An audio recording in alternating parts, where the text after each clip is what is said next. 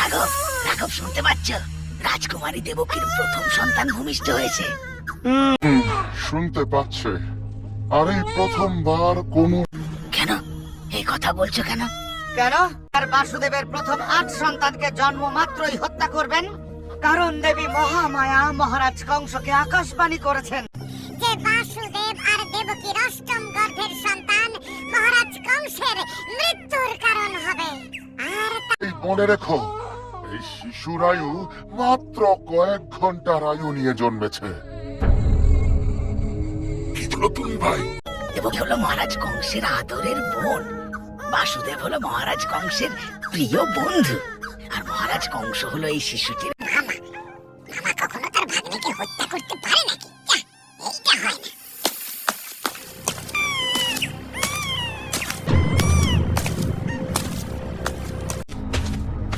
কোথায় আমার ভাগ্নে? কোথায় দেখি?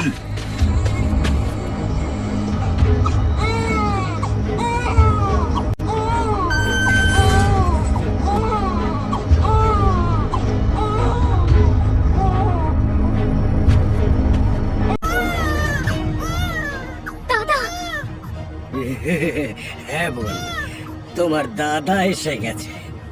তোমার ছেলের কান্নার আওয়াজই আমায় এখানে টেনে এনেছে। দাও দাও বাসুদেব, দাও, ওকে আমার হাতে তুলে দাও। না কংস, এ অন্যায় তুমি করতে পারো না। কংস যদি তার বাবাকে বন্দি করতে পারে, তার আদরের বোনকে বন্দি করে রাখতে পারে, তাহলে এই সদ্যজাত শিশুর জীবনের আর কি মূল্য? দাও দাও আমাকে দাও।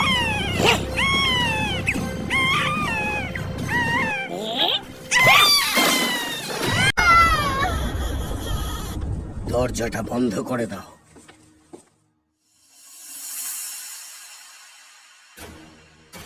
মহারাজ কংস, তোর জয় হোক। ও মহামন্ত্রী, তুমি এসেছো? হ্যাঁ মহারাজ। বড় সুন্দর মন্ত্রী, নিজেকে অনেকটা ভার মুক্ত লাগছে। দেবকী আর বসুদেবের 7টি পুত্রকে তাদের জন্মলগ্নে এই আমি নিজের এই 2 হাতে হত্যা করেছি, আর কয়েকদিনের মধ্যেই দেবকীর 8ম সন্তান ভূমিষ্ঠ হবে। আর আকাশবাণী অনুসারে সেই সন্তানই হলো আমার মৃত্যুর কারণ, তাই তাকেও আমি ওই একইভাবে জন্ম লাভ নেই, অসহায় নিরস্ত্র অবস্থায় নিজের হাতে শেষ করে দেব। আর তারপরে আমি হয়ে যাব অমর। অমর অমর অমর। একদম সঠিক কথা বলেছেন মহারাজ। রাজকুমারী দেবকী আর বাসুদেবের 8ম গর্ভজাত সন্তানকে হত্যা করতে পারলেই দেবী মহামায়ার অভিশাপ ভঙ্গ হয়ে যাবে। তাই আমি এই অভিশাপ মুক্তির আনন্দ উদযাপন করতে চাই। তুমি দেশে উৎসবের প্রস্তুতি নাও। এই শিশুর মৃত্যুর পরেই দেশে উৎসব হবে।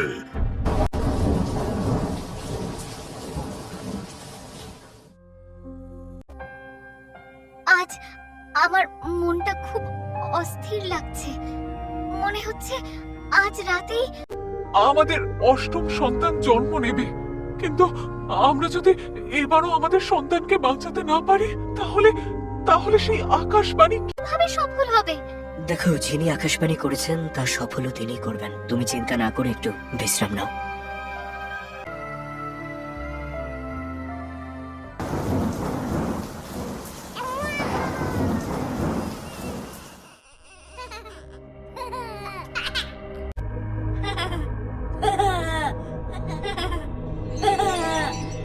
বসুদেব, প্রভু বিষ্ণু, আপনি এসেছেন প্রভু। আমার এই সন্তান কে রক্ষা করুন প্রভু, না হলে ওই দুষ্ট কংস ওকেও হত্যা করবে। শান্ত হও বসুদেব, আমি তোমার সন্তানকে রক্ষার উপায় বলে দিতেই এখানে এসেছি বসুদেব। বলুন প্রভু, তুমি এখনই তোমার সন্তানকে নিয়ে গোকুলের অধিপতি নন্দ ঘোষের বাড়িতে যাবে। তার স্ত্রীও আজ একটি কন্যা সন্তানের জন্ম দিয়েছেন। তুমি সেখানে তোমার সন্তানকে রেখে তার বদলে তাদের সন্তানকে নিয়ে ফিরে আসবে, আর কাল সকালে কংস হাতে ওই কন্যা সন্তানকেই তুলে দেবে। কিন্তু প্রভু, নিজের সন্তানকে বাঁচাতে অন্যের সন্তানের প্রাণ সংশয় ঘটে। আর নন্দঘোষী বা তাতে রাজি হবে কেন? একটা মহান কাজ সফল করতে গেলে অনেক বলিদান দিতে হয় বসুদেব। নন্দ ঘোষ সেটা জানে। ভগবান বিষ্ণুর নির্দেশে বসুদেব সেই ঝড় জলের রাতে গোকুলের উদ্দেশ্যে রওনা দেয়। পৃথিবী তখন ঝড় বৃষ্টিতে ভেসে যাচ্ছে, আর সেই ঝড় বৃষ্টি থেকে বাঁচাতে বাসুকি নাগ ফনা মেলে দেয় ছোট্ট শিশুর মাথার উপরে। বসুদেব এগিয়ে চলে সমস্ত প্রতিকূলতাকে জয় করে। অবশেষে বসুদেব নন্দঘোষের বাড়িতে এসে পৌঁছয় আর তার হাতে নিজের শিশুপুত্রকে তুলে দেয়। নন্দঘোষও ভগবান বিষ্ণুর আদেশ অনুযায়ী তার এবং তার স্ত্রী যশোদার সদ্যজাত কন্যা সন্তানকে বসুদেবের হাতে সঁপে দেয়। বসুদেব তার কৃতজ্ঞতা জানিয়ে ভোরের আলো ফোটার আগে কারাগারে ফিরে আসে।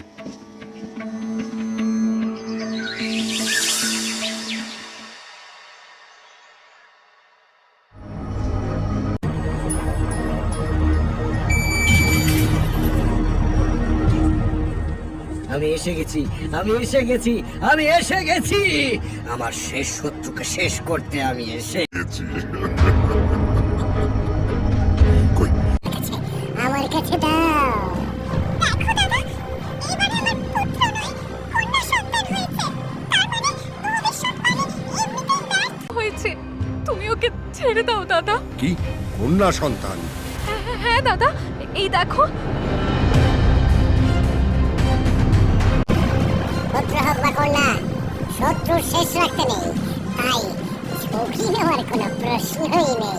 মরতে তোকে হবে।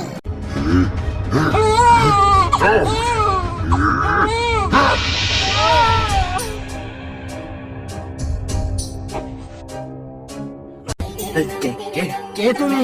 তোমারই বদলি বেজে গোকুলে বাড়িছে সে। তোমারই বদলি বেজে গোকুলে বাড়িছে সে। তোমারই বদলি বেজে গোকুলে বাড়িছে সে।